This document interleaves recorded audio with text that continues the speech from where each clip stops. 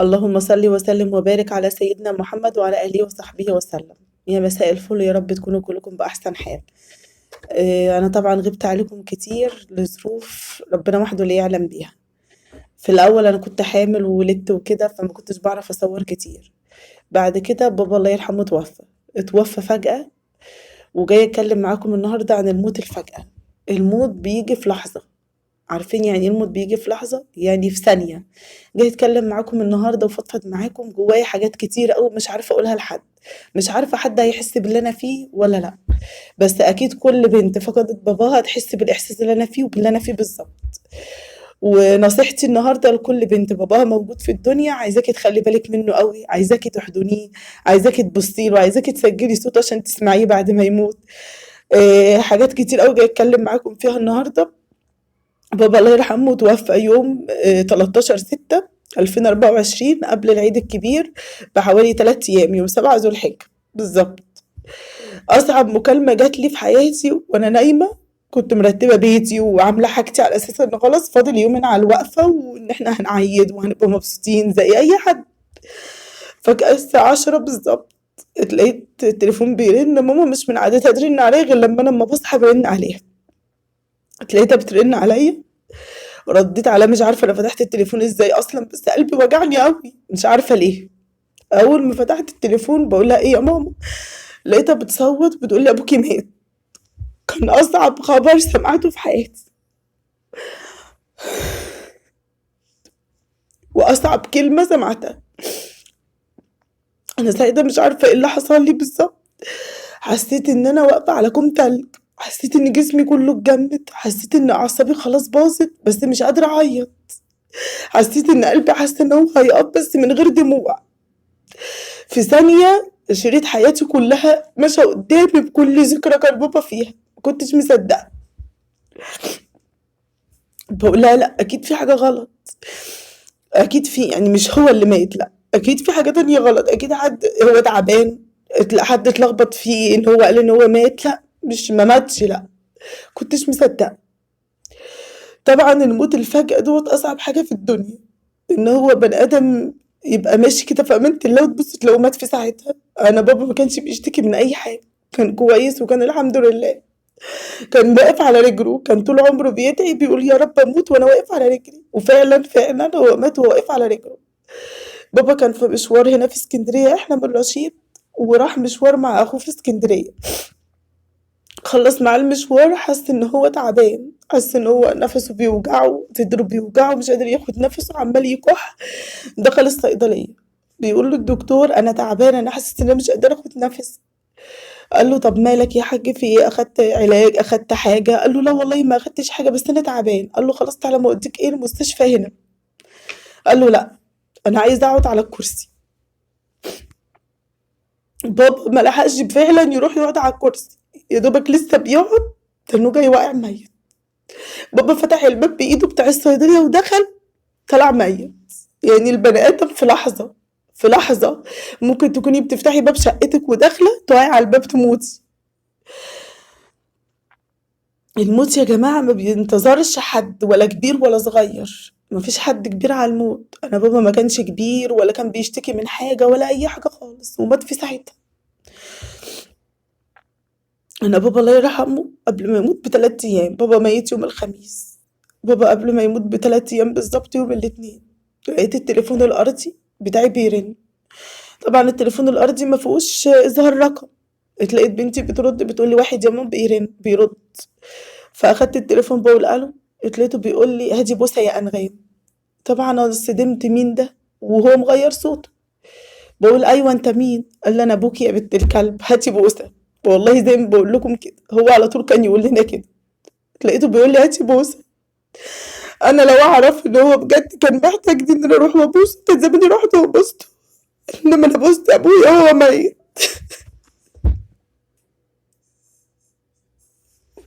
والله العظيم لو انا كنت اعرف ان هو حاسس ان هو هيموت ولا ان انا مش هبوسه وهو عايش كنت رحت له. انما انا حرفيا بوست بابا وهو ميت. أم قالت لي ابوكي مات. مبقتش عارفه اعمل ايه. اتصلت بجوزي اخت جوزي جابت جوزها وخدنا العربية ورحنا. قصة بقى المشوار ده كله انا هحكي لكم بعدين، بس انا مش عارفة كان ايه اللي حصل لي بالظبط في اليوم ده. انا واقفة بلبس حسيت ان انا عريانة مرة واحدة، مش لاقية لبسي، مش لاقية هدوم. والله العظيم زي ما بقول لكم كده، اللبس كان قدامي وماسكة في ايدي ومش شايفة كل حاجة قدامي في الوقت ده. خلاص ما بقتش قادرة افكر في اي حاجة في الدنيا غير في ان هو ازاي، يعني هو كان كويس، كان في ايه، كان لسه مكلمني، ما كانش في اي حاجة حصلت ان هو مثلا تدل ان هو هيموت، ما كانش تعبان، ما كانش في اي حاجة. الموت بيجي في دقيقة، واقسم بالله الموت بيجي في دقيقة كده، في لحظة، في لحظة. يعني لو انتي باباكي قدامك روحي خديه في حضنك وبوسيه، لو انتي مزعلاه او هو حتى لو مزعلك وضربك بايه روحي بوسي ايده وصلعي. انا بابا الحمد لله ما كانش بيزعل مننا في اي حاجة، بابا ما كانش بيزعل من اي حد اصلا. بابا كان طول عمره عايش لهدف معين بس، ان هو يشقى ويجري على تعبه لينا واكل عيشه. كان طول عمره شقيان علينا، كان يصحى من النوم يقول توكلت عليك يا رب، ويجري في القطر، يجري هنا يجري، كان بيجري في الدنيا عشان ياكلنا. بس بابا ما كانش بيتعب. بابا لو كان جاله دور برد وقعد يوم في البيت كان يجي اخر النهار وينزل يشتغل، يقول لك انا مش هجوعكم، انا هجيب لكم منين. بابا كان شغال يوم بيوم، ما كانش بيقعد، واقسم بالله كل اللي يعرفه هيعرف ان كلامي صح. بابا ما كانش بيقعد ابدا، كان طول النهار في شغله وطول الليل في شغله. كان يقوم الصبح يروح القطر، يجي بعد الساعة 5 يروح فرح بالليل يشتغل فيه. كانش بيقعد حرفيا، ما كانش بيقعد، كان شقيان علينا وتعبان علينا قوي.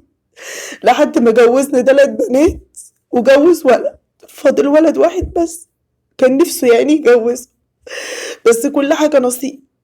مفيش سند بعد الأب، والله العظيم ما في سند بعد الأب. ما تقوليليش عمك ولا خالك ولا أخوكي هيبقى سندك، مفيش حد بيعوض حد عن حنان الأب. مفيش حد في الدنيا دي كلها هيعوضني عن حنية أبويا عليا. عمره ما شخط فينا، عمره ما زعلنا، طول عمره شقيان علينا وغلبان قوي، غلبان قوي قوي.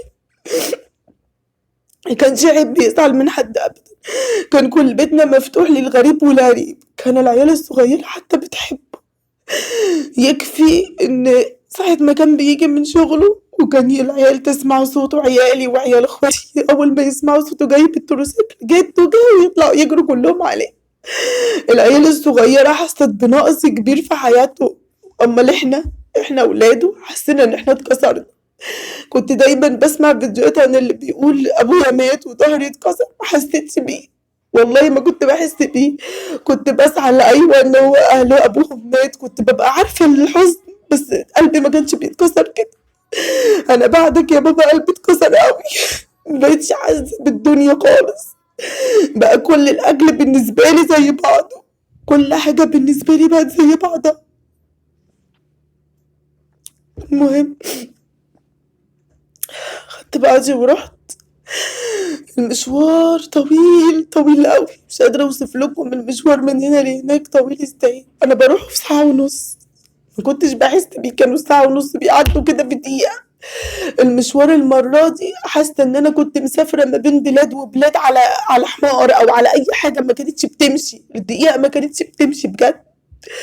على بال ما رحت دخلت بيتنا اللي كان طول عمره مليان ناس، بس كنا بنبقى مبسوطين. كانت الناس اللي بتبقى موجودة في البيت بتضحك ومبسوطة ومشغلين التلفزيون وقت مبسوطين. دخلت بيتنا وشارعنا لأول مرة حسيت إن شارعنا بقى يتيم. أقسم بالله زي ما بقول لكم الشارع نفسه أنا حسيت إن هو بقى يتيم. دخلت بيتنا حسيت إن هو مش بيتنا، حسيت إن أنتي داخلة في حتة أول مرة في حياتي أشوفها. دخلت الأوضة على بابا الله يرحمه ولقيته نايم في سريره.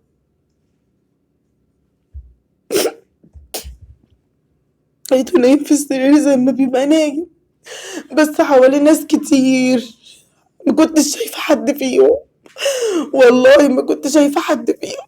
البيت كان مليان ناس وشايفاهم كلهم، بس مش عارفة افسر انتي مين ولا مين، الدنيا واقفة قدامي. دخلت لقيته نايم في سريره ميت، وشه ساقع وجسمه ساقع، رحت عشان ابوسه، افتكرت كلمته اللي لما كان بيقول لي هاتي بوسه. كان نفسي ابوسك يا بابا وانت عايش. اول مره في حياتك تطلب مني حاجه وما اعملها لكش. اول مره في حياتك تقول لي هاتي حاجه وانا ما اعملهاش. بس كان غصب عني والله. قلت لك ساعتها لما قلت لي هاتي بوسه، يعني قلت لك ان شاء الله يا بابا انا هاجي في العيد وابوسك، بس ما لحقتش. كنتش اعرف ان انت خلاص بتودعني بقى غير مكالمه ليك وبتقول لي كده. انا يوم ما انت قلت لي كده قعدت اضحك مع جوزي ومع ماما واخواتي في التليفون واقول لهم بص بابا بيقول لي ايه، وخضني وبحسبه واحد غريب بيقول لي كده. اتخضيت وكان مغير صوته. المهم رحت. كانت اصعب وقت في حياتي ان انا اشوف ابويا اللي طول عمره واقف على رجله واللي طول عمره شقيان علينا بجد نايم كده، نايم لا حول له ولا قوه، نايم ما بيتحركش ما بينطقش، ما بيقوليش انت جيتي انت جيتي تاكلي اكلنا. وكان يقعد يضحك معايا ويقول لي كده. ما لقيتوش بيتكلم خالص، لقيته ميت. خدته في حضني وقعدت ابوسه تقول له حقك عليا وسامحني. انا الحمد لله عارفه ان بابا مسامحنا، والحمد لله انا عارفه ان احنا عمرنا ما عملنا فيه حاجه تزعل، بس برضه كنا اطفال وزي اي طفل بيضايق اهله، بس هو عمره ما زعل مننا في اي حاجه. طول عمر بابا بجد غلبان بمعنى الكلمه. طول عمره بيحبنا وبيخاف علينا واحنا اول حاجه في حياته. والله العظيم يا بابا انا عارفه ان احنا اول حاجه في حياتك. اتحرمت من كلمه بابا. انا عارفه ان انا مش صغيره وفي اصغر مني بيتيتموا وكل حاجه، بس كلمه بابا دي لها طعم ومعنى تاني. اتحرمت ان انا اقولها لك. بقيت في صلاتي بقول ربنا يرحمك يا بابا، بقولها وانا قلبي بيتقطع. عارفه ان الموت وكل حاجه بتاعت ربنا، وعارفه ان هو نصيبك لحد هنا وان ربنا كاتب لك ان انت تموت في الوقت ده. بس الصدمه وحشه قوي. الصدمه وحشه قوي لدرجه ان احنا ما كناش مصدقين هو مات ازاي. ده مش على رجله، ده كان كويس. كان عمي تعبان بقاله اكتر من 3 سنين، كان بيتعالج. في اليوم اللي بابا مات فيه راح له بالليل وسهر معاه وقال له انا ما بقيتش قادر اشوفك بالحاله دي، ما بقيتش اجيلك تاني، مش قادر اشوفك وانت تعبان كده. وفعلا يا بابا مش هتشوفه تاني. فعلا مشى وما شافوش تاني. في اللحظه دي وهم واخدين بابا عشان يغسلوه لقيت عمامي ولقيت عمي اللي هو اللي تعبان ده واقف على الغسل بتاع بابا ويعيط ويقول له انت مشيت ليه؟ ده انا قلت انت اللي هتوصلني، انا قلت انت اللي هتوديني، جيت انت تموت، تيجي انت تموت وبتضحك عليا وبتسيبني. انا عمي بالظبط 70 يوم ومات هو كمان. هما الاتنين راحوا ما بينهم هما الاتنين 70 يوم. 70 يوم بالظبط وهما الاتنين ماتوا. 70 يوم بالظبط حياتنا اتغيرت 180 درجة. كان عندنا العم والأب فجأة راحوا. الدنيا بتمشي في دقيقة، في دقيقة، في لحظة. ممكن أنا أخلص معاكم الفيديو وتشوفوني إن أنا مت خلاص. في دقيقة الناس بتموت، في دقيقة. عايزة كل اللي يتفرج على الفيديو دوت يتعظ، عايزة اللي ما بيصليش يروح يصلي. أنا مش حاجة نازلة من السما، مش هقول لكم أنا ملاك، بس الحمد لله بعمل على قد ما أقدر إن أنا ربنا ما يحاسبنيش. أي حاجة تعرف إن هي غلط وحرام ما تعمليهاش. أول ما تسمعي الأذان سيبي اللي في إيدك وقومي صلي. أول ما تشوفي حبايبك عيشي معاهم اللحظة. لما تبقي ملمومة في بيتك انتي وامك واخواتك وباباكي حسي اتمتعي باللحظة اللي هما موجودين معاكي فيها. يا عالم ممكن في دقيقة ما تلاقيهمش. الدنيا وحشة قوي، بجد الدنيا وحشة قوي. انا في العيد كان بابا ميت بقاله 3 ايام. اول يوم العيد لقيت عمي الله يرحمه جايلنا بيتسند وجايلنا، جاي يبص علينا ويقول لنا انا جاي اشوفكم بدل ابوكم، انا جاي اطمن عليكم واقول لكم كل سنة وانتم طيبين. انتوا عارفين في الوقت ده انا حسيت ان يوم بابا ما مات انا ما كنتش شفت عمي من بقالي فترة. اختي كانت بتقولي ان هو تعبان، كنت بكلمه في التليفون والف سلام عليك يا عمي واخبارك ايه يا عمي وكده وبوده، بس ما كنتش شفته من فترة. اول ما شفته يوم بابا ما مات بقيت اخده في حضني وابوسه بقول له انا مناش عارفه احسن على مين فيكم. اقسم بالله بقيت اقول له كده، بقيت اقول له انا مش عارفه احزن على مين فيكم، احزن على اللي مات ولا احزن عليك. عمي كان خس، كان خس، كان خس، ما بقاش فيه. ربنا يجعل يا عمي يا رب تعبك وشقاك يا رب في ميزان حسناتك. اللهم اجعل مرض عمي في ميزان حسناته يا رب. مبقتش عارفة اقول له ايه. يوم ال40 بتاع بابا كان قاعد كده، كنا قاعدين كلنا بنقرا لبابا قرآن وهو قاعد. رحت سلمت عليه وبوسته، واقسم بالله انا زعلت ان انا سلمت عليه وبوسته، واقسم بالله بقيت اسلم عليه واحط خدي على خده. كان عظمي يا عيني من كتر ما هو خس، بقيت اخاف ان انا اسلم عليه تاني وابوس عشان ما اوجعوش. كان حنين اوي وكان طيب. كان هو يا بابا الوحيد اللي بعد انت ما مت سأل علينا، الوحيد اللي بعد انت ما مت تلاقينا خبط علينا الباب وسأل علينا. اللي بيدفن الميت بيدفن ويمشي خلاص. لو لك 100 حم بيدفن ابوكي وبيمشوا، كل واحد بينشغل بحياته وبدنيته. هو ده الوحيد يا عيني اللي كان تعبان وما كانش قادر يمشي حرفيا، وجا خبط علينا وسأل علينا. خلاص يا عم انت كمان مشيت مع بابا. هما الاتنين مشوا وسابونا. بجد كانوا هما الاتنين راحوا في بعض، كانوا هما الاتنين رايحين مع بعض وجايين مع بعض، كل حاجة شغالينها مع بعض. هما الاتنين فعلا ما قدروش يستغنوا عن بعض في الدنيا وماتوا هما الاتنين في ثانية. الدنيا يا جماعة بتقف فعلا على الناس الحبايب اللي بتموت. مفيش حاجة اسمها الدنيا ما بتقفش على حد، بتقف لما ظهرك بيروح وسندك وعزوتك واهلك والحنية كلها بتروح. بتقف لما تبصي تلاقي ان انت ملكيش حد تستندي عليه. بتقف لما انت ما تلاقيش كلمة بابا بتقوليها غير وانت بتدعي له، بتقولوا له ربنا يرحمك يا بابا ويسامحك. بزعل من نفسي قوي اما بقعد كده وبدعي له واقول له ربنا يرحمك يا بابا ويسامحك. بحس ان انا بفول عليه، مش مصدقه لحد النهارده ان هو مات. واقسم بالله انا مش مستوعبه ومش مصدقه. حتى صوت كحتك يا بابا وحشتني، حتى صوت كحتك لما كنت بتقعد تكح وحشتني، ضحكتك وحشتني، كل حاجة فيك بجد وحشتني. كل حاجة بتعملها وهزارك معانا لما كنت تقول لنا يا ولاد الكلب وتهزر معانا وحشتني الكلمة دي منك. كنت اقعد اقول لك ما تشتمنيش عشان ابويا ما يسمعكش ويزعل. كنت اقعد احب اهزر معاك واقول لك كده. كنت لما بروح لكم هناك بتقعد تقول لي جيت عشان تاكلي اكلنا وتقعد تهزر معانا. كنت اقول لك انا هفطر وامشي، انا مش هقعد يا عم انا هفطر وامشي. تقول لي خلاص كل الاكل وامشي. كنتش حارمنا من حاجة ابدا. طول عمرك بتعمل لنا كل حاجة اللي تقدر على واكتر من اللي تقدر عليه كمان. انا عارفة ان انت كنت في عز الشتاء وفي عز البرد بتنزل تشتغل عشان تجيب لنا لقمة ناكلها. عارفة ان انت عمرك ما حوجتنا لحد وجوزتنا وجهزتنا وجبت لنا احسن حاجات في الدنيا. بس فراقك صعب قوي، مش قادرة استعمله ولا انا ولا اخواتي ولا اي حد.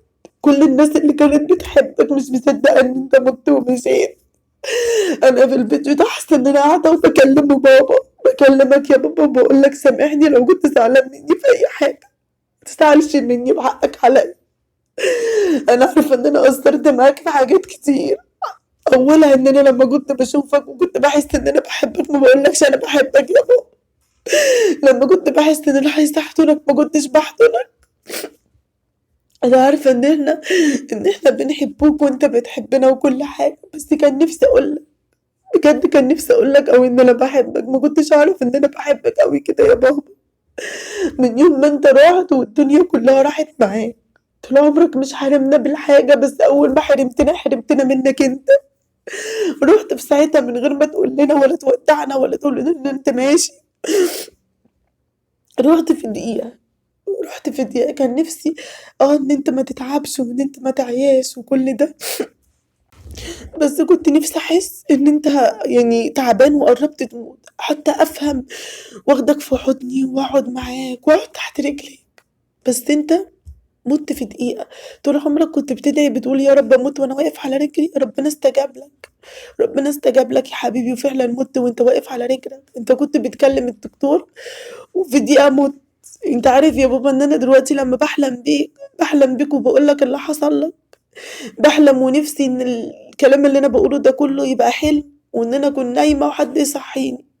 انا طول ال5 شهور اللي فاتوا بقول يا رب اكون بحلم، يا رب حد يصحيني، يا رب اكون في كابوس واصحى منه.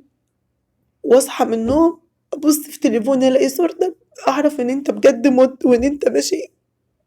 انا بروح لك يا بابا عند جبانتك واقعد وادعي لك واقول ربنا يرحمك ويسامحك. ببقى نفسي افتحها واقول لك اطلع خدني في حضنك، اطلع خدني في حضنك، بنتك محتاجالك. احنا كلنا محتاجين لك يا بابا قوي والله. احنا كبرنا ايوه واتجوزنا وبقينا امهات وبقينا ابات، بس محتاجين لك عشان انت كنت كل حاجه في دنيتنا، كنت كل حاجه انت اللي بتعملها لنا بمعنى الكلمه. عايزه اقول لك يا بابا ان اخواتي اتكسروا بجد، اخواتي الصبيان اتكسروا، اخواتي مبقوش عارفين يعيشوا من غيرك، وانا واخواتي البنات محتاجين لك، وعمرنا ما كنا هنقدر نستغنى عنك ابدا. محدش يقدر يستغنى عن الظهر والسند. معلش انا طولت عليكم، بس عايزاكم تدعوا لبابا والعمي ان ربنا يرحمهم ويسامحهم ويجعلهم في الجنة ويصبرنا على فراقهم. اللهم امين يا رب. وعايزة كل بنت تعيش لحظة حلوة، استمتعي باللحظة اللي انت فيها، لان الاب والام لما بيروحوا الدنيا كلها بتموت، اقسم بالله الدنيا كلها بتموت. يعني لما تبقي قاعدة في مناسبة انت واهلك ابقي مبسوطة وصوري وعيشي اللحظة واتبسطي، ولو الدنيا كلها مزعلاكي انسي كل حاجة، تفتكريش الا اللحظة اللي انت فيها، لان هيجي عليكي يوم زي احنا كده ما هيجي علينا احنا في الايام اللي احنا فيها، لو احنا كلنا متجمعين مع بعض وقاعدين حاجة كبيرة قوي ناقصانا، حاجة كبيرة قوي قوي ناقصانا، لدرجة ان انا لما بروح عند ماما وبقعد هناك لو اي حاجة ناقصة في البيت ماما تتلخبط ودون اتصلي ببابا خليه يجيبها. ابسط حاجة، ابسط حاجة هتفتكر ان هو كان بيجيبها لك. اما تفتكري وانت قاعده جعانه بالليل كده وتتصلي بيها هات لنا اكل معاك يا بابا وتعالى، يجيب يا عيني الاكل حتى لو باخر 50 جنيه في جيبه يجيبها وهو مبسوط ويقول لنا كله.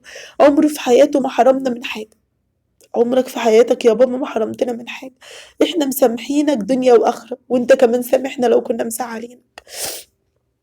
ربنا يرحمك ويسامحك يا رب ويجعلك في الجنة ونعيم. عايزاكم كلكم تقروا لبابا الفاتحة وتدعوا له بالرحمة هو وعمي، ربنا يرحمهم ويغفر لهم. اللهم اغفر لأبي وعمي وارحمهم وتجاوز عن سيئاتهم واعف عنهم. اللهم اسكن أبي وعمي الجنة بدون حساب ولا سابقة عذاب. اللهم اجعل قبرهم روضة من رياض الجنة ولا تجعله حفرة من حفر النار يا أرحم الراحمين. اللهم كما أحببت في أبي خلقك وعمي أحبب فيه ملائكتك يا أرحم الراحمين. اللهم آمين يا رب العالمين. واشوفكم في فيديو جديد، والسلام عليكم ورحمة الله وبركاته.